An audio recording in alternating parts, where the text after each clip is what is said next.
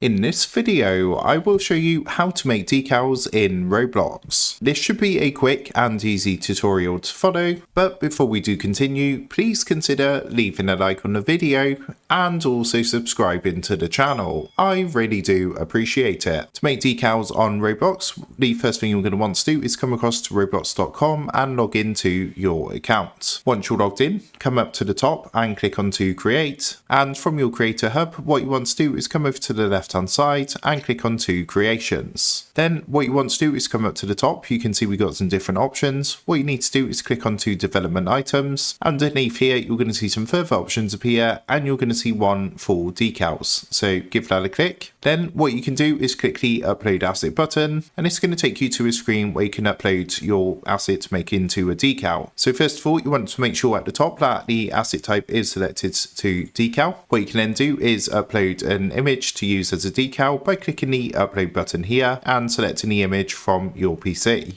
In this example, I've just added my logo, my channel logo, but you can of course add whatever you want to make as a decal. Just a quick note that if you do add an image with a transparent background, make sure to upload it as a .png file so that the transparent background still stays transparent. Now once you've done that, what you can do is scroll down and you can name and describe your decal. So I'm just going to call this one test. And for description, you can put whatever you want.